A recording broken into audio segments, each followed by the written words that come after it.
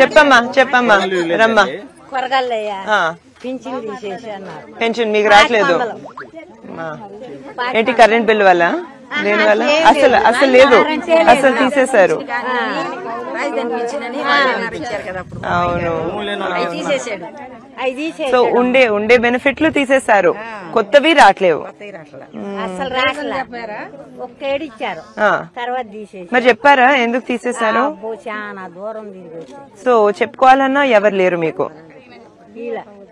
మరీ కష్టపడుతున్నారు, అందుకే వచ్చి ఇక్కడ ఎక్కువగా ఇక్కడ పువ్వులతో. మీ వయసులో మీరు చేయకూడదమ్మా ఇదంతా, మీరు ఎంత కష్టపడకూడదు. అదే ఏదో ఒకటి చేయాలి కాబట్టి. మీ పిల్లలు ఎంతమంది అమ్మా? ఇక్కడే ఉన్నారా? వేరే అంటే జాబ్లు ఏమైనా ఉన్నాయా వాళ్ళకి? ఏం పనులు చేసుకుంటున్నారు వాళ్ళు? ఓకే ఓకే, ఏమైనా చదువుకున్నారా వాళ్ళు? చదువుకున్న జాబులు దొరకట్లేవా అమ్మా?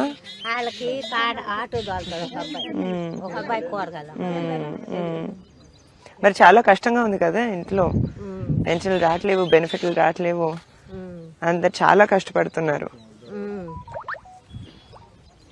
తప్పకుండా చంద్రబాబు నాయుడు గారు వస్తారమ్మా, మీ బాధలన్నీ ఆయనే తప్పకుండా చూసుకుంటారు. బియ్యం సరిగ్గా ఇవ్వట్లేదండి, ఇచ్చినా కూడా సగం మందికే ఇస్తున్నారు, ఇవ్వట్లేదు, ఒక బియ్యమే ఇస్తున్నారు. ఎందుకు ఇవ్వట్లేరండి? ఆ మాట అడిగితే పై వాళ్ళని అడగమంటున్నారు. పై వాళ్ళు ఎవరు తెలుసు?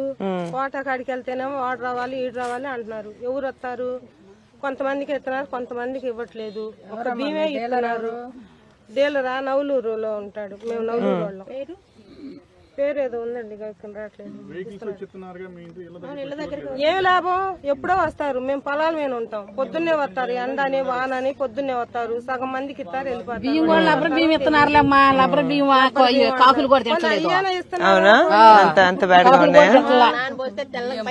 సగం మందికి ఇస్తున్నారు, సగం మందికి ఇవ్వట్లేదు. అది ఉట్టి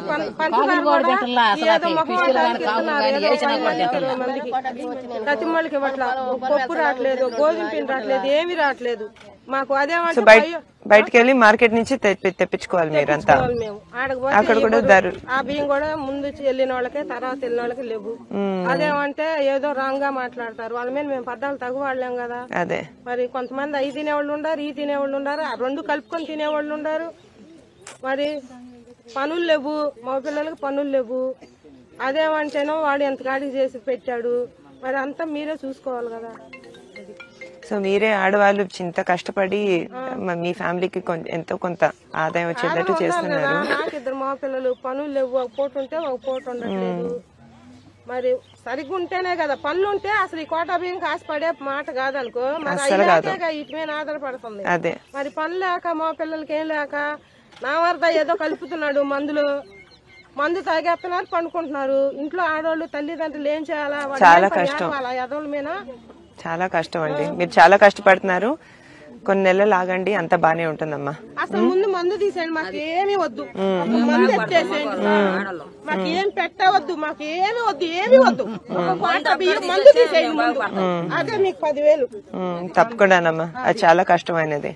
ఒక మందు తీసేస్తే పిల్లలు బాగుంటారు, వాళ్ళ భార్యలు బాగుంటారు, ఇంటికి పోయి ఏడుతున్నాం. అది